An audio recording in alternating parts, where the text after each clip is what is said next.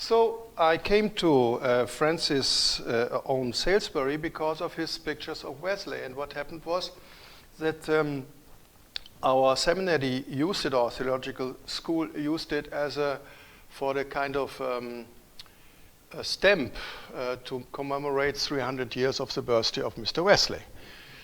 So I thought it might be good to know where comes this picture from, and then I was not amused because I think we share the same opinion that Mr. Frank Owen Salisbury had a very particular understanding of the British Empire, and it seems to be that Mr. Wesley fitted, in his opinion, quite well into this version. But 2 years ago, so I said, well, let's do the hard work, do the job, go to Ireland, have a look. And then I came across a picture, a motif of Galahad, which is actually a picture, a glass window you find in the Wesley Chapel in London. So that is not a marginalized place, and I wondered what it makes there. And actually, it's ugly for me. It's not my aesthetics. So I had really work with it, but I said, let's do the job, do it. And I had a quite clear idea what it probably is. And now I changed my mind a little bit, and I think this I would like to discuss with you. Yeah. And now, what you know, definitely, is that there are some similarities in many extents, and that is only one. It's a representation of the empire, and Wesley is not represented as someone who is defending the poor or is near to the lower class people. It's a different representation. It's a Victorian Wesley. It's a scholar. It is an intellectual figure. It's a leader. Yes, it's a pillar of the empire. Definitely, we don't have. Oh, what was this one now? You know this one here. This was a finding for me too, not for you. The importance in this Stafford pottery, which is really for someone who was always hearing Methodists have no pictures. This we won't. I will not go any further on this, but. What does it mean in kind of religious practice? I found a very nice picture, and actually, there is a book of Bristol Methodism, very nice, and they have one picture, and actually it is from this picture's happy family, drunken family, and there is one they used in the book. Where the drunken family, they have all these figures upon the fireplace, and they're all thrown apart. And they're different figures. They're religious figures, animals, and so on. And the other one, it has a very nice organized. And I think we could reflect about this, because the fireplace is a special place to put things, but I won't go more further with this one. I only realize that the issue is wider when you're talking about representations, and as we have a book from Peter Forsyth about this, definitely I could not do more. This was wrong again. This is Salisbury Empire literally, yeah, and it's not only the representatives of the Anglo-Saxon elites. This is from Calcutta, and it is very near to the iconic graphic style of the Galahad motif. To get an idea what this is about. Yeah, do you have a pointer here? No? This is a huge installation, and this picture is only one of it. So that is really, for me, the incarnation of empire worldview, and he was commissioned to do so, and he did. It's from 1921. We have other things, crossing with German history. He's already Count Montgomery of El Alamein, but he is now doing D-Day. Yeah. And here now we're coming to the Galahad motif. Do you know the motif? No. This is actually one of three. There is a fourth in a Presbyterian church in the north of London, which I had no access. It is a stained glass window too, and it's a window dedicated to the youth. This is interesting and important. Yeah? This is actually from the stairway steps of his house, a painting in the background. Yes. And it's, this is a black and white version. I'm not sure whether it's black and white because there is at least one in the collection, Ryland one. This is in colored, this one here. Does it work? Yes, no, not really. Okay, this is the knight in the middle. Yeah. And this is definitely highly symbolic and definitely not my style. So I said, good gracious, what I'm doing with this. This is from 1933. This is now important information. And then you have, I'm going back then afterwards to this one. At least this one is the Wesley chapel version. And on the right, it's from a book, an illustration of the Lord's Prayer, written together with an Anglican commentator. I have the details afterwards. The first two are from 1932. And the other one is from 55. This is important too. So it's really continuous. He did not change it. And it was very popular. There are some very positive book reviews in the States, especially in the 50s, about this work. Yeah? My question actually is now a very specific question concerning the use of the Galahad motif in British culture. That is my point. Because the British Arthurian revival, as you definitely know better than me, is linked with Alfred Tennyson, a poet.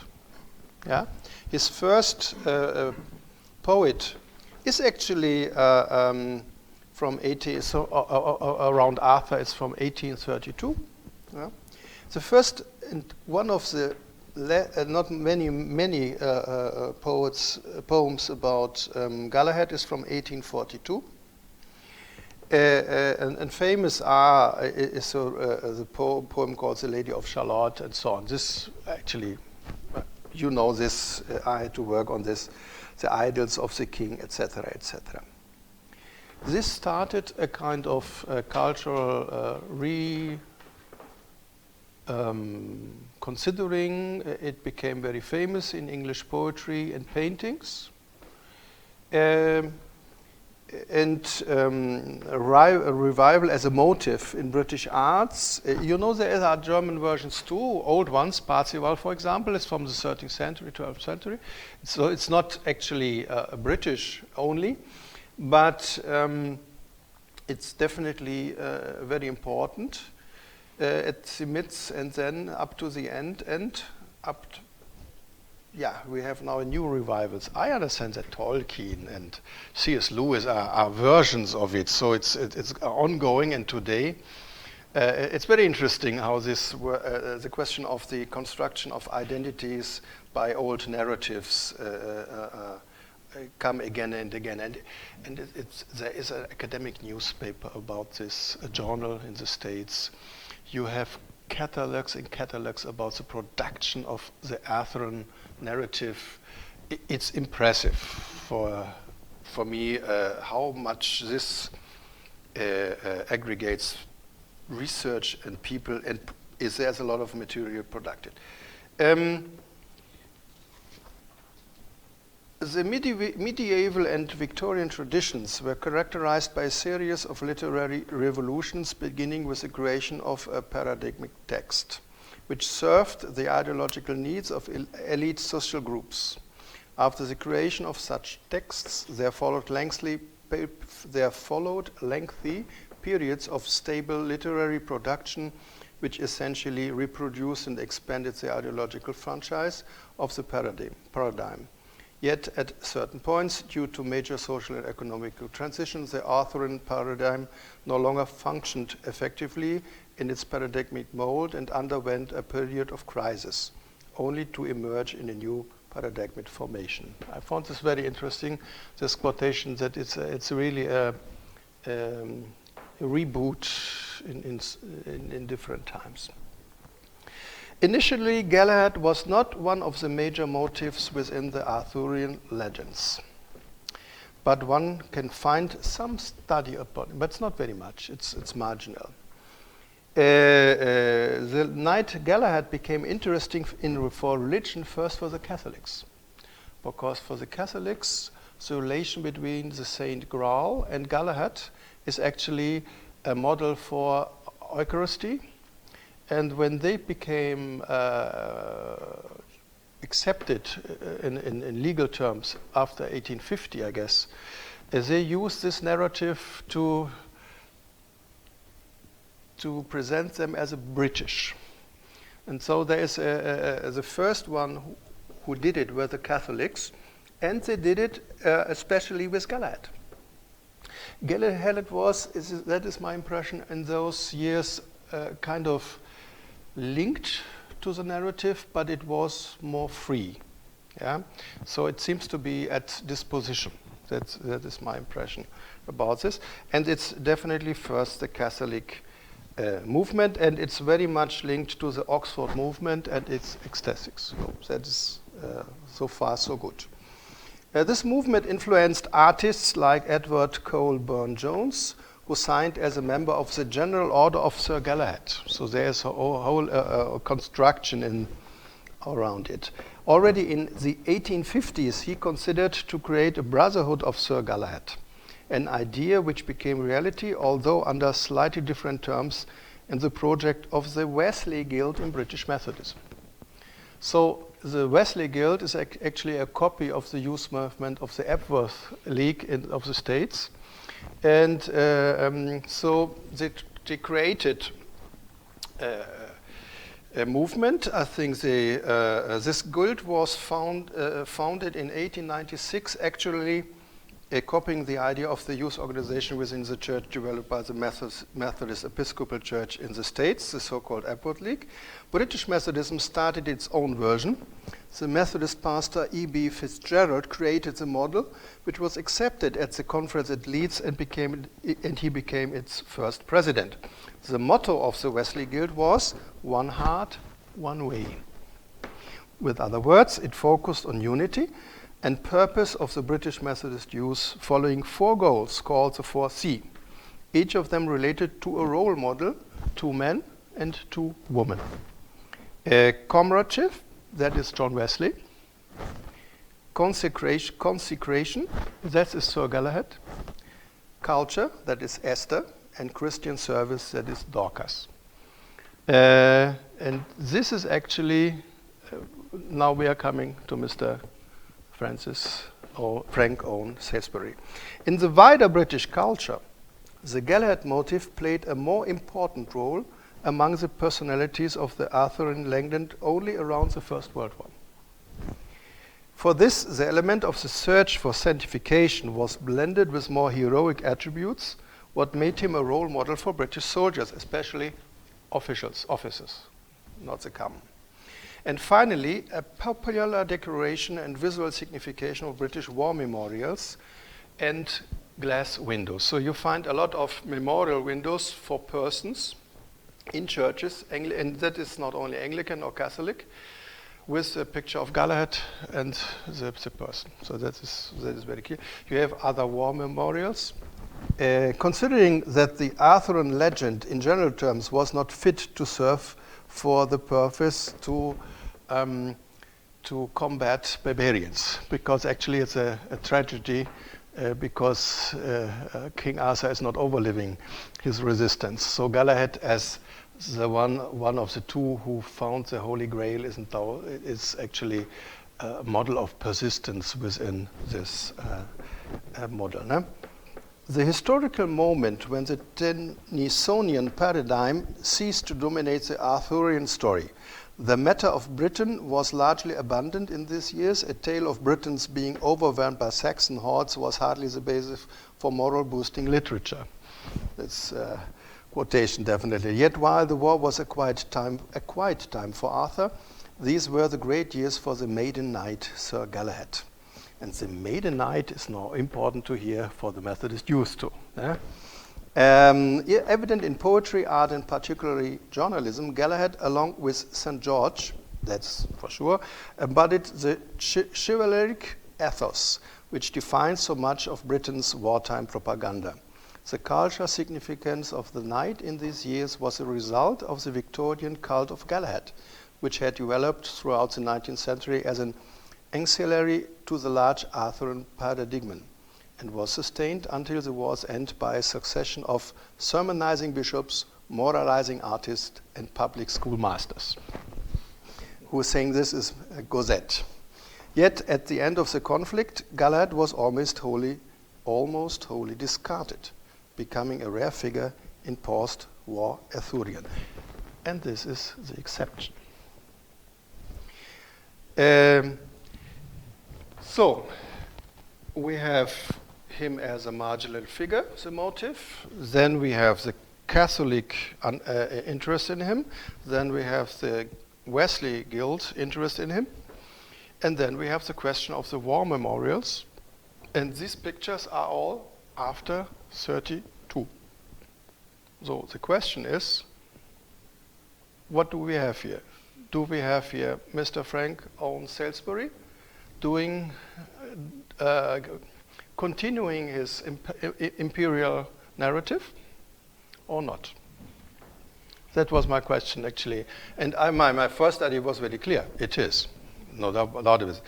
Then I tried to figure out Frank Owen Salisbury also made some war memorials, but I don't have now a clear understanding of everything. What I found, he never used Galahad for war memorials. He always used St. George, which was the second option. And when you're looking to there was a drawing which I haven't brought now in the archive there, and it has definitely nothing to do with the iconography of these figures. So it is. I think it's in Manchester, the war memorial. Yeah, it's a knight, but it's definitely not this one here. Yeah. And actually, I'm bringing now up this question here, and this was actually then my question. So, we already said it is a very symbolic image.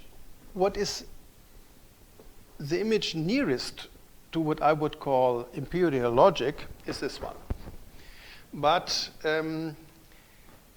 we have to see several things. First, you have here an angel, and very important is what is written around its head.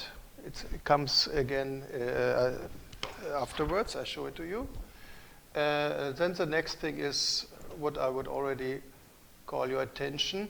This knight has no helmet, and the helmet actually is in the picture. It's held in the right arm of the angel. Yeah, here you cannot see it, but on the others it's more clearly. If you, I would say, if you pay attention, in the middle one it is not. Haven't I it? No, I don't have it. I show it to you so you can be more sure about it. It is here. Here is a helmet, and here you can see. Oh yeah, that's nice. Oh, that's a nice thing. Yeah. Here you can see actually the helmet, and it's more. Yeah. This is a nice idea. So it's I like more a Saracen with a combination of metal and yeah. Okay. Let's try to figure out some details. And now I have to look for the phrases.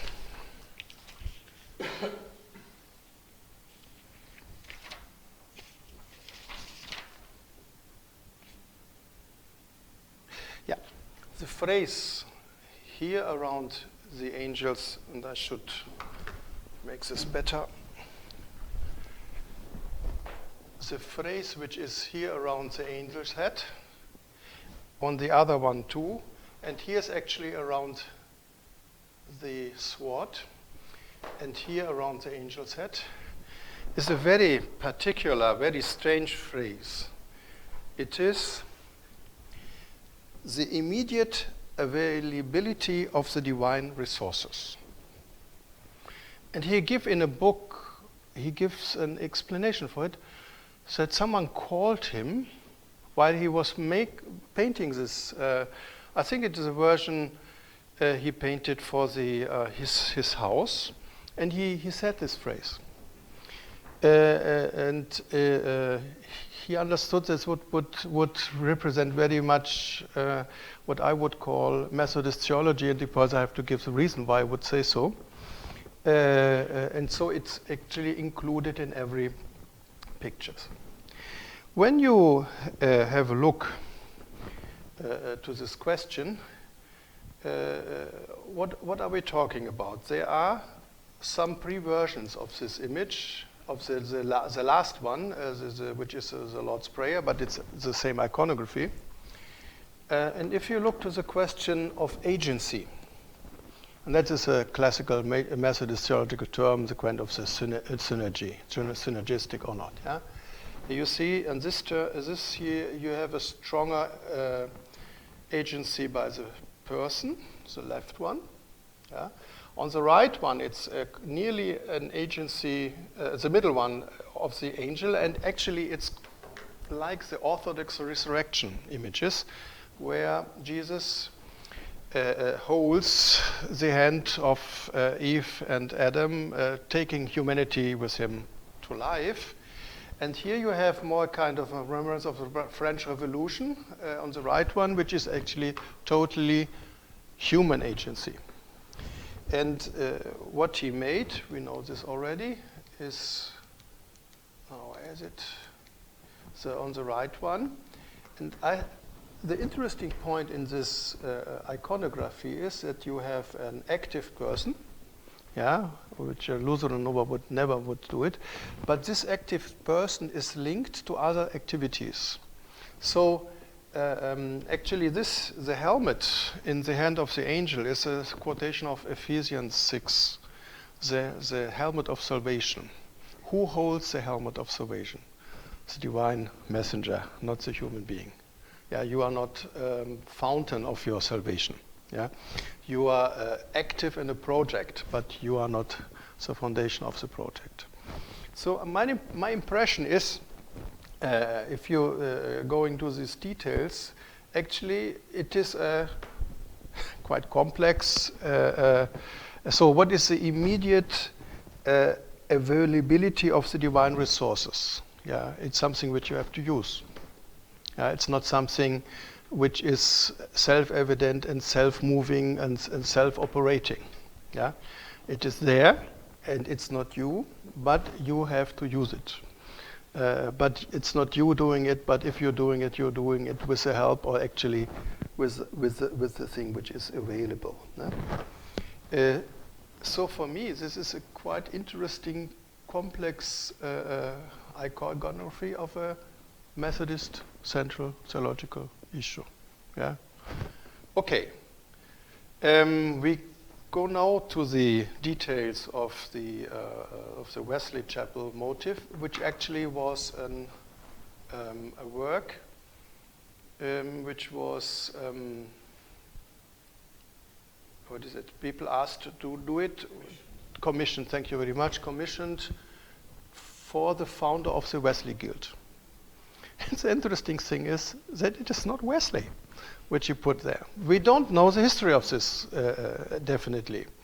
We don't know whether they asked for it.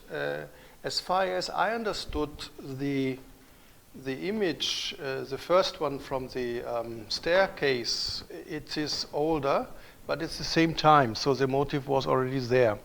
So I imagine, but I don't know this, and there is no history about it, whether those who commissioned asked for this image because they knew it, one possibility, whether he proposed to use it, as it was one of the figures. But my question is actually, why put a Galahad in a memorial window for a Wesley Guild movement? I would expect Wesley. On the other hand, was it the interest in the idea of consecration? We don't know it. Yeah? And there are many issues now which are interesting if you look to this. Here you find now the phrase again. Now the phrase is actually without an angel, but it's linked to the sword. And this is now important for me too. The iconography is not a war iconography. Yeah. The text, there is a for the Lord's Prayer. It's dearly a question of a symbolization of sanctification, of dedication, but it's not in any terms linked to nation and to war times. So at least it's not in the text. Salisbury explains the symbolism of this window as the young knight, Sir Galahad, overcoming the 7 deadly sins and through his victory building the city of God. Sir Galahad is a patron saint of the Wesley Guild, which at its foundation was seen as a modern youth movement. This is the only window in the chapel with a mythological theme. Sir Galahad being the guileless knight of Arthurian legends searching for the Holy Grail, the cup used at the Last Supper. His strength is the strength of 10 because his heart is pure. This quotation is inside the glass window. He tramples down malice, falsehood, envy, jealousy, greed, and thistles. Salisbury's great knowledge of the technical skills requires it's illustrated in the use of the silver stain and blue flashed onto white in the extreme complex mandorla surrounding Sir Galahad. This is important. Salisbury first training is to make glass windows. And actually he loved the medieval ones. So the mandorla, these are very classical issues, you know, and actually he used them a lot in his work, including his painting. At the back of the window, 2 lines rampant the Holy Grail enclose the guild's badge stating, 1 heart, 1 way. The badge is surrounded by a cincture, a knight belt, which is the guild's color blue, is in the guild's colors blue and yellow. On each side is the line is a quotation from William Blake. This is nice too. And it's from Jerusalem. So could you be more cultural British than this? And William Blake is again an interesting figure. He is an anti-modernist, yeah, but he has a critique against the first industrialized mill, and when it's burning, he is favoring the question. So it's an ambiguous again. No? And William Blake is buried in Bunhill Fields. It's the opposite of the Wesley Chapel, but this I didn't know, obviously. The quotation is from his Jerusalem, "Nor shall my sword sleep in my hand till we have builded Jerusalem, England's greens and pleasant land." So Galahad in this text is linked to the question of the construction of the kingdom of God, which is a narrative actually more of the social gospel, but Mr. Wesley used it in the 18th century too. That New Jerusalem is illustrated as a Gothic cathedral completed with walls, nave and frontal facade. The fundamental concept being portrayed is that of the Christian fighting the good fight against the evil. So that is an interpretation from an author. And I think in iconic terms, he is right. Around the grip of the sword, it's now me again, we find again the phrase, the immediate availability of the divine resources, or even the hand which is holding the sword is guided by another force. And this is actually redirecting its use. This is actually the sword is a word. Yeah. Here the movement is to build and not to destroy, to defend and not to attack. The third example is from the book about Our Father, the Lord's Prayer, even Salisbury, 1948. Again, the similarity with the other motives is striking. And again, Salisbury has an explanation in this text. The stalwart figure of youth, representing humanity, stand on the steep upward path of life. So you have, at least in his own words, a very clear interpretation. And my point is this interpretation has really nothing to do with British war memorials.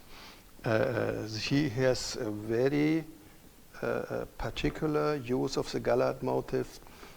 He was 16, I guess, when the Wesley Guild started, and he was a member in the Wesley Guild. So he knew it. He is clothed with the whole armor of God, that is Ephesians, armed with the two-edged sword of the Spirit and protected by the shield of faith. The precipitous path threatens upwards progress.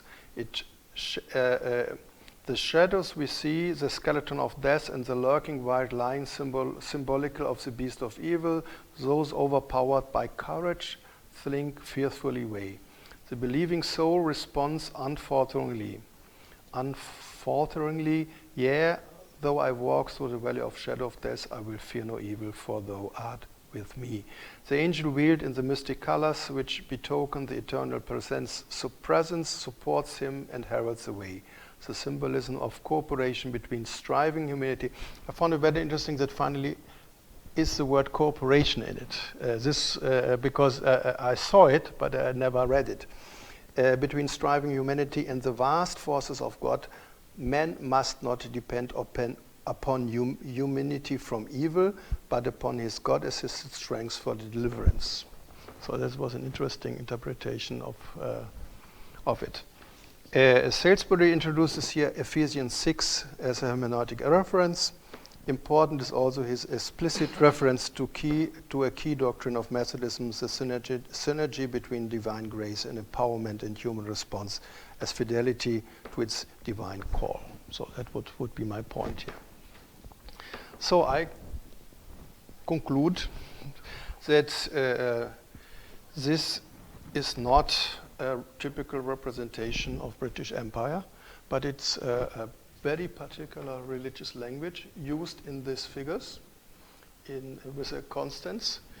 And it seems to be there are two separate worlds. There is the empire promoting and admiring Salisbury, and there is a religious part, expression, which is not communicating, even not with the use of it in imperial times throughout the First World War. That would be actually my affirmation, with ending with a question mark, because I was totally surprised about this, but I come to the conclusion, looking at the details, that is the point where I would like to stop. And this is what I like to share with you. It seems to me that here are two very different languages used by the same painter. And it seems to me when the Methodist painter was thinking about his Wesley Guild, he came to a very different understanding. There is a detail in the life of Frank Owen Salisbury, which I always thought very surprising that he has given his house after his death to the ecumenical movement. And this in the 50s, and in the 50s the ecumenical movement was not right-wing. But it seems to be his religious activities are a little bit different. This is a detail which I don't understand. If not, it's a kind of two things in the same man, and they are not.